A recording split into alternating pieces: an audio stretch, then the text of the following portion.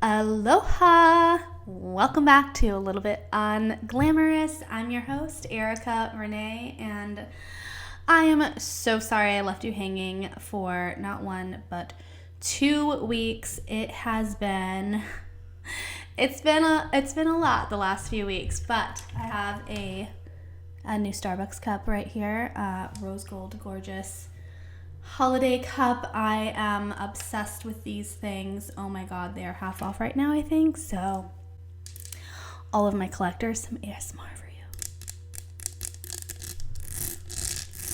you. Anyway, yes, so these little things make me so damn happy. So if a sparkly cup makes your day better, then buy it. That's my PSA message to you today. And I'm drinking this canned Japanese milk tea that is for sale here. I'm pretty sure you could probably get it anywhere or at a specialty store. They're fairly cheap, but it's like a very popular Japanese brand that you can purchase in Japan and obviously at a specialty store. I've been on the hunt for the perfect milk tea. I was really excited last week because I got one of those little boba kits. I was craving boba, and I felt so bad because my boyfriend took me to the boba place here, and for whatever reason it was closed on the one day I was craving it, and I found this little kit and it was disgusting. So we discovered like these little cans in the Asian section of the supermarket here, and they're actually pretty dang good. They pack some caffeine, and so I have it in my little fun cup, and that made my day today. So I am back. I'm sporting a little bit unglamorous merch. I am really excited because I have an embroidered sweater coming, and if you haven't checked out my merch, the link is always in the bio. It is really good quality. I will have, I actually have photos of my actual merch. This one that I'm wearing was like a prototype that I got done at the mall for my mom and I, but my merch is a million times better than this, honestly. And so I have photos of that in my store that's linked in my bio if you ever want to check that out. I promise it's great quality, and I love repping stuff like that. So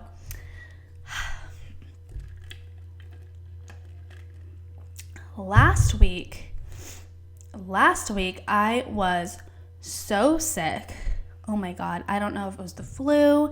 I know one of our friends had RSV a few weeks ago, and we had so many people over at Thanksgiving, but it's been quite a bit of time since then that I don't think it's related.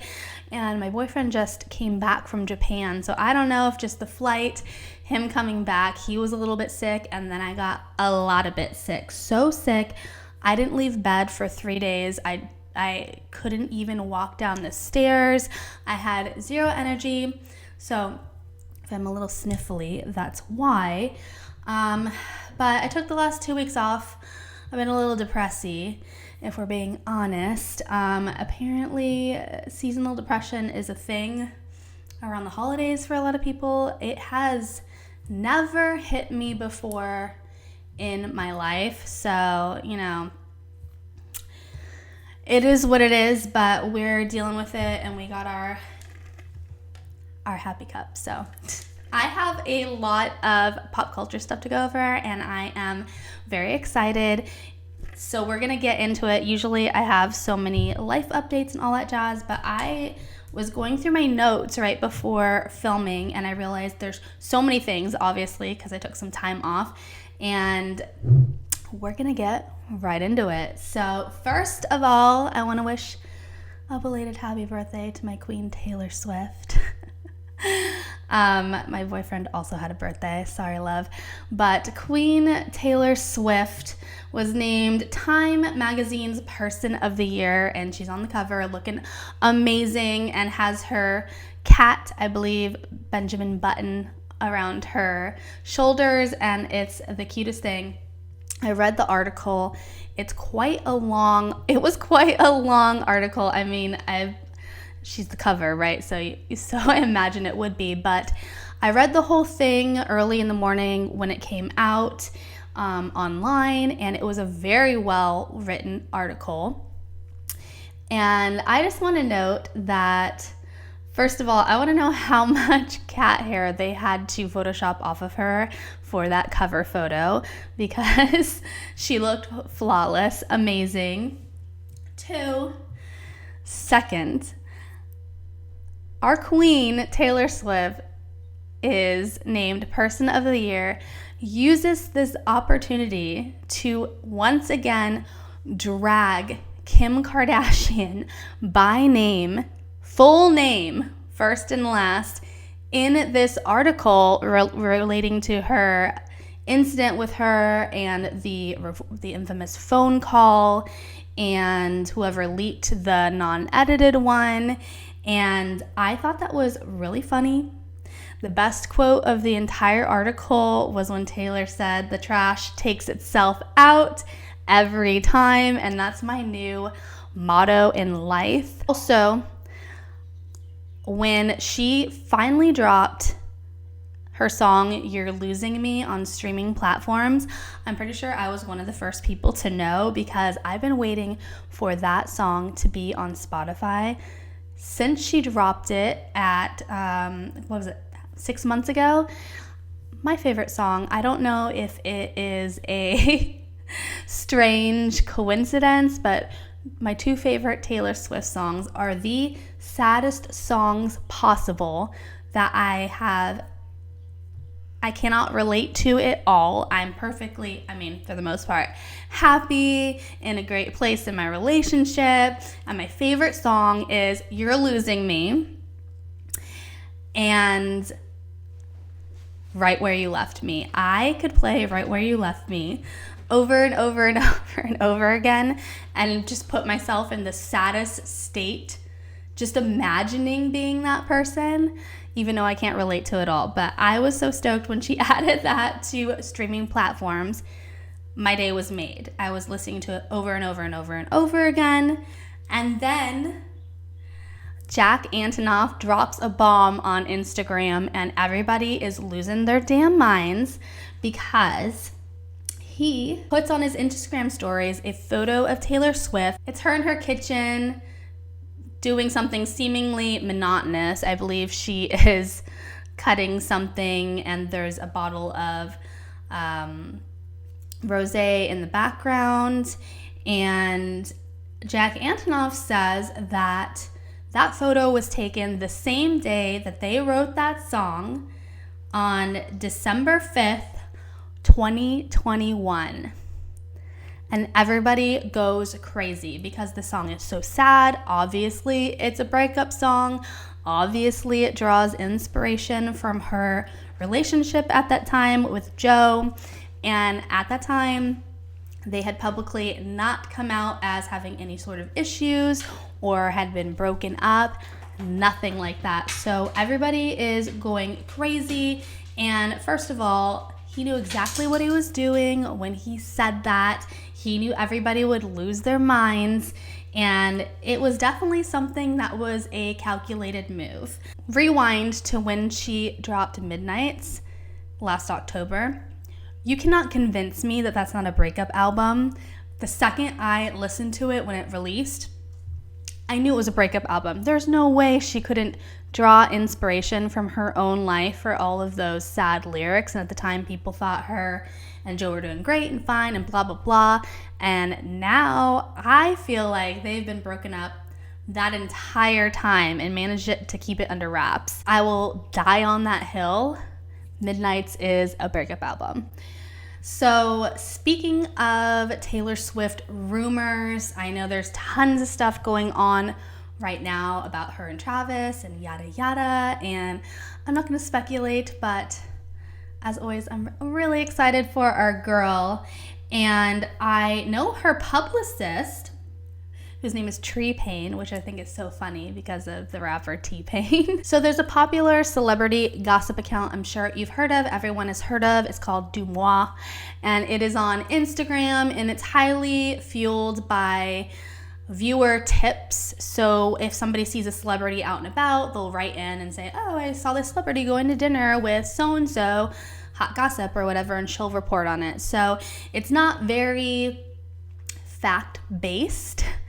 A lot of it is gossip and rumor, and it's supposed to be, or was supposed to be, all for the fun of it. Like, I consider this podcast to be celebrity gossip, but never in a way that is outlandish and meant to, like, defame people and hurt people. I only talk about things that is generally known about, confirmed, already out there, and if it's super heavy, I don't ever try to dwell on that. But T-Pain came after Dumois a few weeks ago because she posted some sort of blind tip on her account about Taylor, a couple of them actually, two really heavy ones speculating on her personal life. One, claiming that her and Joe had a secret wedding ceremony or something outrageous, but it wasn't legally bound or something ridiculous. And second, taking it a step further regarding her song You're Losing Me, which is a breakup song, alluding to the fact that it was about an unborn child, which makes it so much more like out of control, crazy. None of this is based on any sort of facts, and it is the type of mean speculation that is very harmful, hurtful, especially since Tay's doing great, amazing, moved on. Who the fuck cares what happened with that guy? It's in the past. But she came out and squashed those rumors, and it's very interesting because there has been a lot of stuff, obviously, throughout the years about her. She's in the spotlight. She's at the height of her fame. So, of course, there are rumors. People love to speculate. And now that she's out and about a lot more at all of the Kansas City Chiefs games, people are going crazy about anything they can possibly get their hands on in the gossip world about Taylor Swift. But her publicist came out about those specific items from Dumois and slammed them hard, which is very interesting because the last time she did that was about the Kim K Kanye West situation, I believe. So I found that very interesting because it's very rare, especially when you're a celebrity of that caliber. Usually the best course of action is to just ignore all the rumors. Generally, statements aren't made about every such little thing because they're so ridiculous. And Taylor has been really tight-lipped about all of the crazy speculation that's been going on with her. So I do find it interesting that her publicist did come out and specifically squash this specific claim. In any case, I think it's like such bad taste to stir the pot, bring stuff like that up when she's clearly 100% happy and moved on. It's just bad taste 100% of the time. And when you have a platform of 2 million plus people and you're putting out these unfact-checked, baseless claims, it is really hurtful. It's dangerous even. And I think that there should be some sort of accountability or repercussions for things like that. Side note, I love that Taylor, I've said this before, I love she's out and about. I love seeing photos of her out and about. Of course, after the fact, I hate that she has to deal with people swarming her and all of that, but you know, that comes with fame and she recognizes that. I love that she has come out and said this is the life she's prayed for, so she'll never act ungrateful, and even though it gets chaotic. And she's also said she's no longer going to be in hiding. She has to live her life, and I love to see it. I love her street style. I wish I could afford a lot of it, but I want to know. I need to know, and I know her red lip is the Pat McGrath Elson 4, but I need to know how she goes to dinner and eats with this red lip and then comes out looking flawless. Does she touch it up? Because I own the same lip as her. That is a phenomenal red lip. Amazing. I would trust it as well for long durations, but any red lip and eating food, oh my God, it is a nightmare. So does she wear the same red lip every single day? She's always in a red lip and I love it. But is it just me that I love to try different stuff and I just can't help it? But nothing stays. I'm sorry. If she's going to Carbone and all these Italian restaurants, nothing is going to make that red lip stay if you're having an oily pasta. Macaulay Culkin, I haven't seen him in forever, but I love his relationship with Brenda Song. I think they're so cute. He got a star on the Hollywood Walk of Fame, and I saw online, so he gave a little speech, and it was earlier in December, and Brenda was there. I believe they have 2 children together. I am not sure if they are married. I think there was speculation that maybe they privately did. They've always been a pretty private couple, and just seeing them interact makes you really believe in love. And I know before they met, he was not looking good in the news. He was, I think he was open about his drug addiction, and he was looking very rough. And I believe he credits her to coming out the other side, and he just looks so happy. I thought the whole speech was so heartwarming, and I thought it was just the perfect ending. He said, "In light of the holidays, I'll say one last thing. Merry Christmas, you filthy animals." And I love them. In other news, the Catholic Church has a beef with Sabrina Carpenter.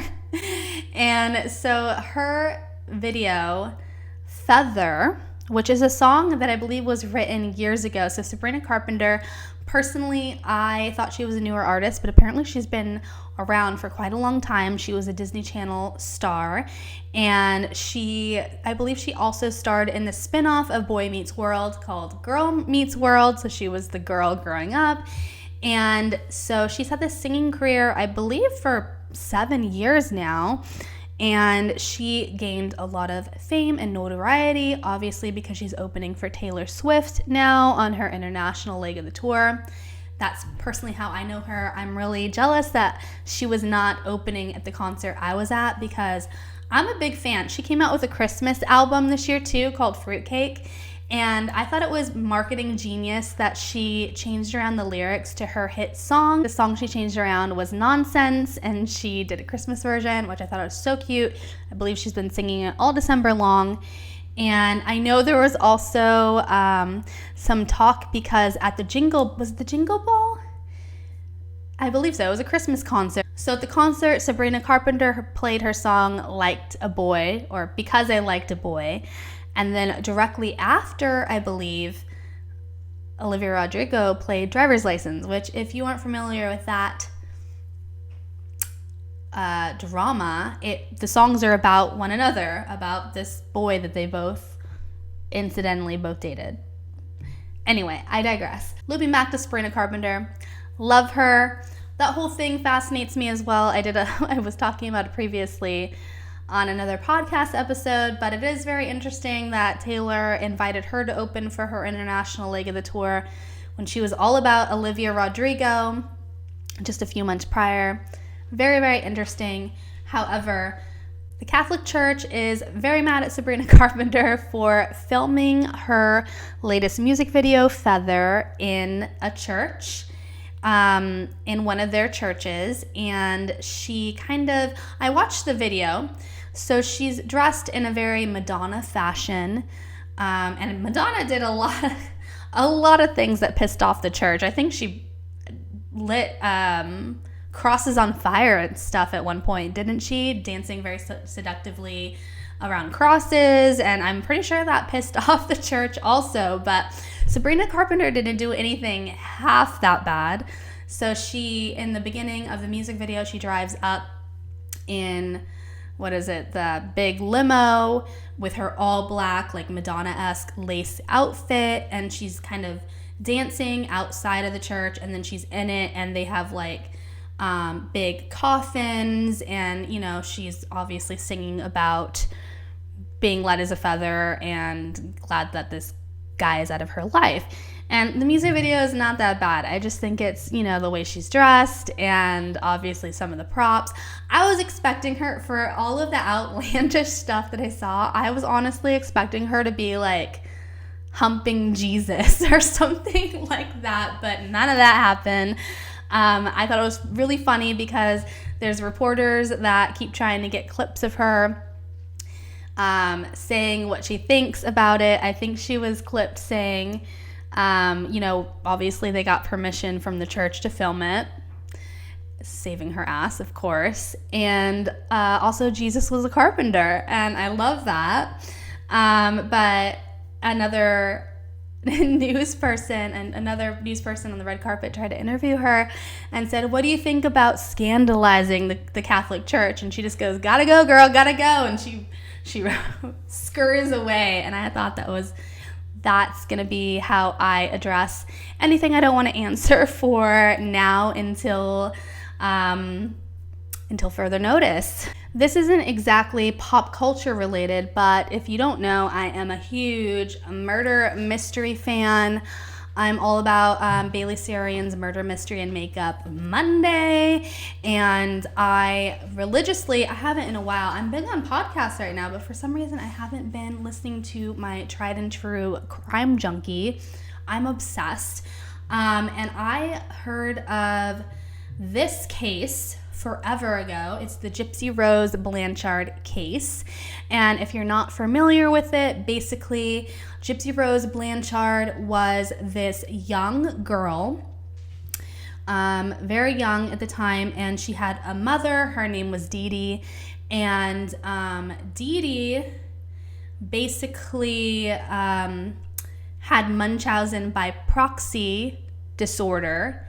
And she treated Gypsy Rose like she was a terminally ill cancer patient. She told people she was very ill, had things like leukemia, was constantly taking her to the doctor, putting her on medication she didn't need, very much child abuse, crazy. The story is wild. I recommend you looking into it because I guarantee I'm not giving it any justice right now. But so Gypsy Rose meets this man online. Don't we all? She meets her boyfriend on MySpace or Facebook, something like that. And they decide that Gypsy Rose wants to run off with this boy. They're in love, and her mother will never allow that. Her mom wouldn't allow her to speak to people. Her mom, I believe, even lied about her age. For the longest time, Gypsy Rose thought she was actually a lot younger than she really was. And so they decide the only way they can go and live their life is they're going to give the mom they're going to kill her. So they devise this plan, and the boyfriend goes into the house. Gypsy Rose, I believe, leaves the door unlocked and tells him to basically kill her. And he ends up stabbing her to death and then running off. And Gypsy Rose is found guilty along with him. I believe he got a life sentence.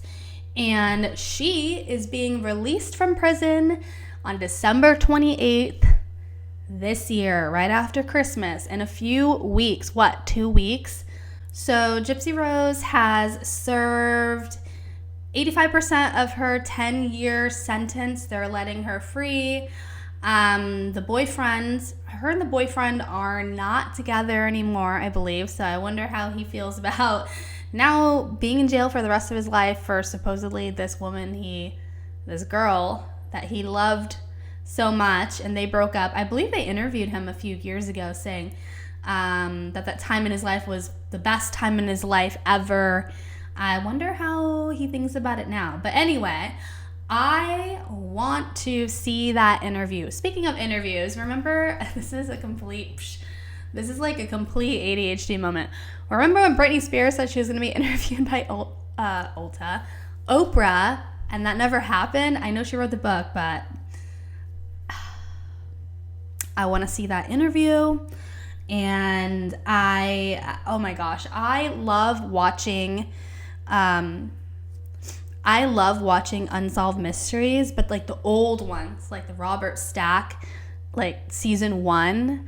But I hate, all of them have updates, and all of the updates are saying caught, served his time, released. And it's crazy to me. I mean, I guess like it makes sense, like served their time, release them, whatever, but damn. Anyway, looping it back. I was talking about Amanda Bynes a while ago, and she announced she was starting a new podcast. So since then, the podcast was released. She filmed 1 episode, and she has a co-host. His name is Paul Szymanski. I had never heard of him before, but I thought it was really interesting because the way she spoke of him was as if like he was a well-known figure. But they did a podcast episode together. They had a third woman on it that they interviewed. I cannot recall who she is or was, she's not dead, but I don't know who she is. But I know the biggest critique of the podcast was Amanda Bynes was this big star and obviously has been through a lot of things the last few years. People wanted to hear from Amanda. She was interviewing this other person, and I did not watch the entire episode or listen to the entire episode, but the vibe that I got was she very much did less of the speaking and let her co-host take over most of the episode, interjecting a bit. But the episode is on Spotify, and from what I saw, it seemed to be very widely received. People seemed to like it, although they said, love the podcast, although it's hard to focus on you interviewing this other person when Amanda is the huge star that everybody wants to know about. And so as soon as the episode was filmed and released, she started a new Instagram, and I follow it because she gives updates on her podcast.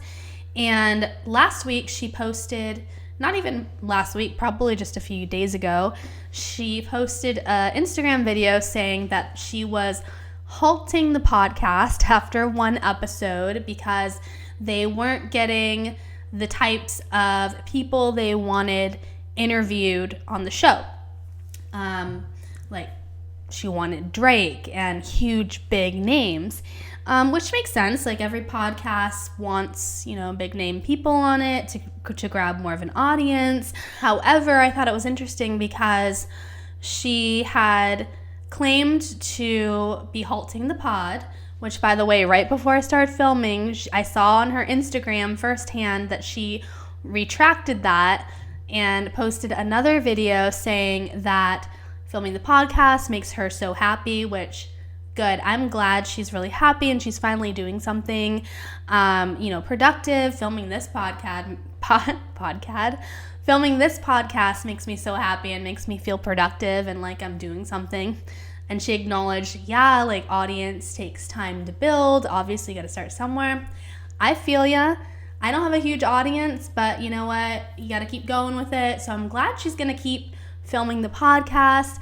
We'll see. She said she has some exciting people lined up to be interviewed, and I'm going to start listening to it. I love Amanda. I always want the best for her, and so I'm interested to see where it goes. However, people were quick to slam her co-host. So as quick as the podcast launched, allegedly his ex-roommate, a woman, she came out on social media saying that this person, who I personally have not looked up anything about him. I don't know anything about him. He claims to be a scientist and somebody that's really into spirituality and all that stuff. His ex-roommate came out online and claimed that this person was not a good person, that he sacrificed her dog to a blood moon and then left the dog that he adopted with the old roommate and just picked up all his stuff and left, and is just apparently a unwell person. And that obviously made people very concerned for Amanda, since she's been very publicly struggling the last few years. People want her to be surrounded by people who are going to be good influences for her. So it raised a lot of questions about her podcast host. However, it seems that she's going through with the pod. They're going to continue filming episodes. She claimed to be filming a new one this week. So we'll see how it goes. And I mean, I'm excited to see that she's actually productively doing something. Amanda could not do anything for the rest of her life, and that could be justified for her. However, people are concerned for her because they're saying that this person might be trying to get close to her, to take advantage of her. And obviously, she's been in a vulnerable state.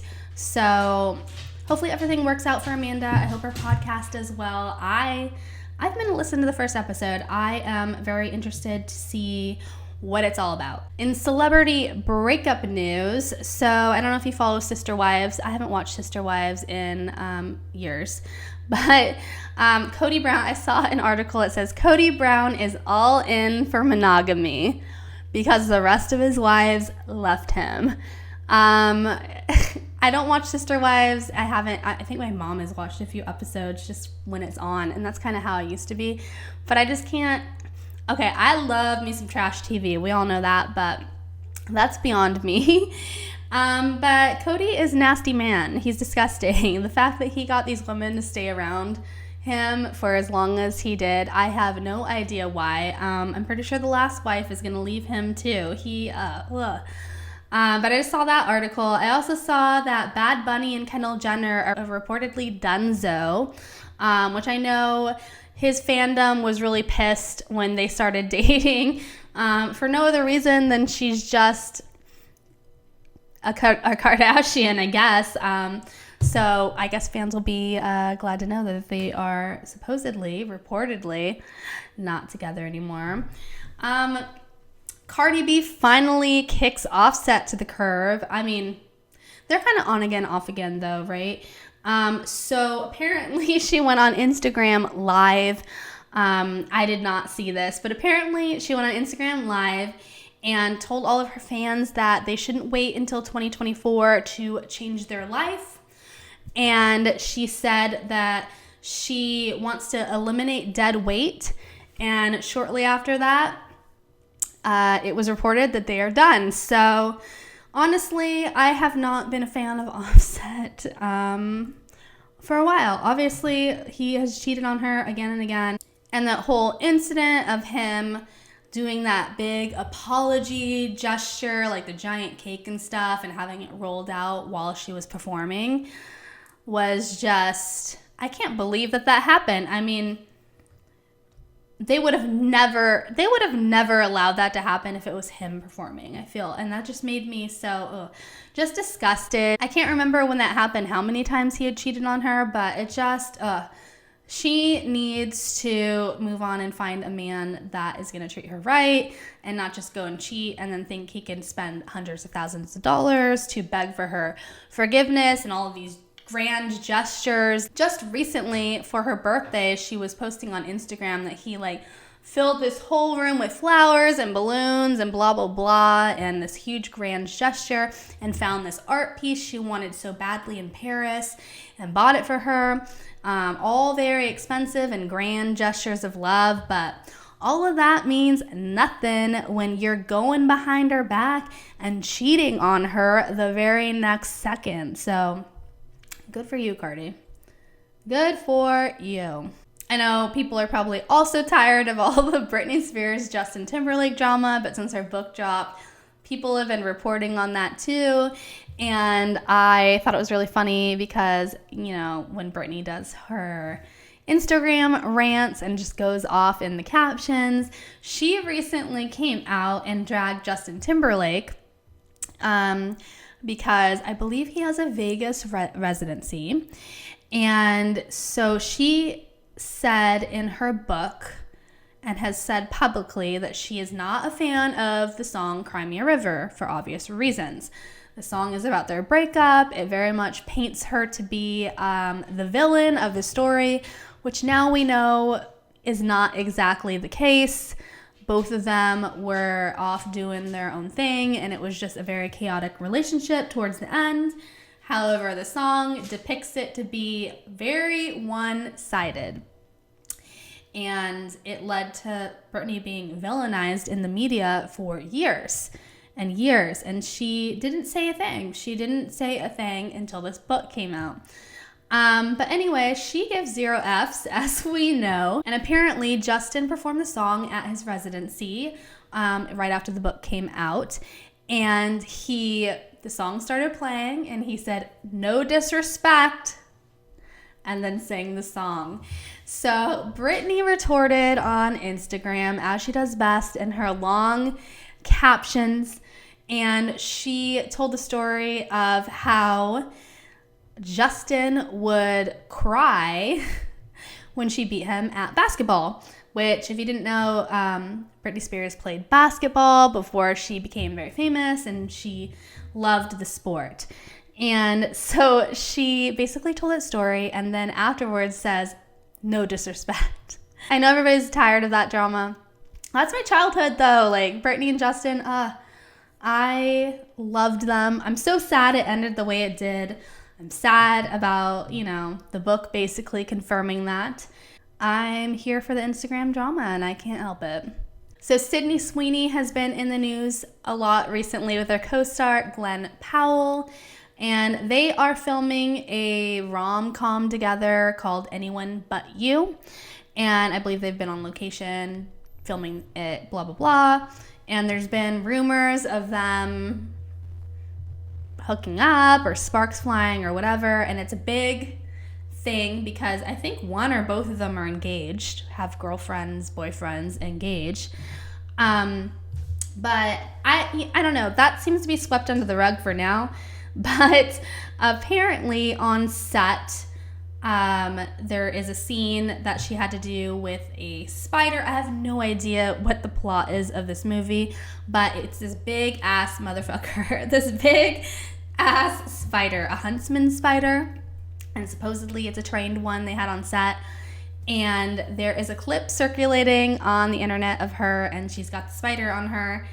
And it reportedly actually bites her. She's screaming for like bloody murder, and it's not funny, but it's kind of funny because they're filming the clip, and obviously they just think she's acting really like doing amazing on the scene, but the spider is actually biting her, and I can't think of anything more horrifying. Let's see. So they're on set in Australia. Apparently the spider can kill you, so that's horrifying, and I feel terrible for her. Anyway, the article I looked up said they are venomous, but apparently not strong enough to hurt humans, so maybe she would have been fine. But anyway, she was quoted saying, "The spider actually bit me in the middle of the scene, but nobody called cut because they thought I was just making a very dramatic, interesting choice with the scene." Anyway, the movie comes out December 26th, apparently. Matthew Perry's cause of death was revealed. As that was reported a few weeks ago, tragic. The Friends star, Matthew Perry, passed sadly. And it was revealed to be related to ketamine, which is a new drug that is used to help treat depression, apparently. And it's like kind of all the craze with the celebrities right now. And the weird and sad thing is he was quoted as saying he hated the therapy. And he said that ketamine made him feel as if he was dying. And it must be how dying feels like. And I believe it's typically given in a medical environment where you can be very closely monitored because of the effects of it. And it was said in the article I saw, at least, that he had doses in his system that were much higher than what would have been considering the date of his last session. And it was high enough to obviously make him pass out, and he was in his hot tub at the time. In happier news, this week Hilary Duff announced that she is pregnant with baby number 4. Holy crap, 4 babies. She started really early. Her and her husband Matthew Coma, I've said it before as well, they crack me up. She must have an amazing sense of humor because he is so ridiculously funny and always roasts her online. But her old co-star Allison Stoner, who is also a Disney Channel star, they starred in Cheaper by the Dozen together in 2003. So this was like right after the Lizzie McGuire era. The show starred Steve Martin as their father, and obviously it was about having 12 siblings. And Allison Stoner commented on her Instagram and said, only 8 more to go to complete the pack. That sounds horrifying to me. Another internet tidbit I saw today actually was in regards to K-pop. I love me some K-pop. Blackpink is my jam. This is in regards to a group called Red Velvet. I've personally never heard of them, but they are making headlines because they performed in North Korea for the first time. This is like the first time since 2005, I believe, that South Korea has sent one of their pop groups to play in North Korea. As we all know, the situation's not great with North Korea. But they were sent to perform in the capital in Pyongyang. And they even met and shook hands with Kim Jong-un. And obviously, I saw the clip. They look kind of stressed, not gonna lie. I'd be stressed too. And they were performing in their not full on, they actually dressed a little toned down. The most skin they showed was maybe like 2 of them, I think, had long shorts on and then like thigh-high boots, which is actually pretty scandalous for that area. But you're not allowed to sing in North Korea. You're not allowed to dance, women publicly. That's a big no-no. But so that, I thought that was very interesting news. One of my favorite and saddest, it's not even a mystery or anything like that, but is the Otto Warmmeyer. I don't want to butcher his name, so let's look it up. Otto Warmmeyer. He was he was an American college student that went to North Korea on one of these organized trips. Apparently you can do that. I don't know if you can still do that or not, but I believe it's the only way you can actually visit North Korea is if you're on one of those trips and a tour guide is with you the entire time. And he was in line to go back home from this trip, and he decided he needed to have a souvenir, and he ripped down a flag or a poster or something of one of their political leaders to keep. And they took him, and they put him in jail. They put him in work camp, and he eventually was transported back to America. He had fallen into a coma. And to this day, nobody knows why. Apparently, he was well taken care of when he was sick and unconscious. But, I mean, how does a young 23-year-old boy go into a coma and never wake up?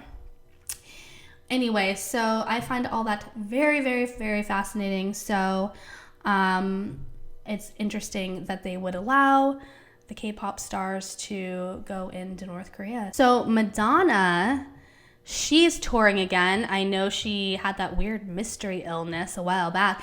I don't know if she ever came out and said what it was, but she's doing great now. How old is she now? 70 something, touring, looking amazing. You go, girl. I did read though, at one of her concerts, she did show up on stage 3 hours late and people were pissed. But she was supposed to perform in Palm Springs, I believe in January, and I think she was kicking off her tour there, or was one of the stops, something like that. But it ended up getting rescheduled for whatever reason, and I saw the other day that it was being rescheduled for March. Should I go? That's my hometown, and it's, I don't want to say right down the block, but it's a very close drive for us. So maybe my mom and I, we had so much fun at Taylor Swift. I think it would be iconic to see Madonna, and I regret not seeing the Spice Girls. I hope they do a reunion. But yeah, should I go see her? Nicki Minaj finally drops new music. Pink Friday 2. It was dropped, I think, last week. And people were really excited for this because she was reported to be doing a collab with Billie Eilish. She's on top of the world right now also. And then it kind of was similar to when Taylor dropped her album and people were excited for the collab with Lana Del Rey, and then they were upset because she was basically only featured in some of the chorus. She didn't actually sing a verse or anything like that. So Nicki Minaj dropped her album and people found out that Billie didn't actually sing on the album. Nicki sampled some of her music and rapped over it. So her famous song When the Party's Over is featured on her first track. It's called Are You Gone Already? And Nicki raps over the song. So people were a little disappointed because, I mean, yes, it is a collab, but generally when people announce they're collaborating with somebody, it's expected that it's going to be new and fresh, and the artist doesn't come in and record with you, record their own verse. I haven't listened to the whole album yet, but I loved the first Pink Friday. That was, I believe, the album that put her on the charts. Her first album that wasn't mixtapes, but it was, the first one is very well received, so it makes sense that she would do a Pink Friday 2. I don't think she's come out with music in a minute. I thought she had retired, but Nicki is the queen. I know there was a feud between her and Cardi B for a while. Oh gosh, I loved that drama. I thought it was so funny when they were on the red carpet together and Cardi B tried to throw a shoe at Nicki and Nicki was just unbothered. Anyway, that's about all the celebrity gossip I have for you this week. We had a lot on the agenda this week, so I hope you enjoyed it. I can't believe that next week's already going to be Christmas. I got my Christmas nails. I'm obsessed with them. And I will see you in the next episode. As always, thank you so much for joining me. If you want to check out some of our merch, the link is always in the description. If you want to check out my YouTube channel, the link is there too. I have so many videos coming that I need to get edited, put together, and it's really exciting footage. So if you want to follow me there, the link is in my description as well. And I will see you guys in the next episode. Bye, guys.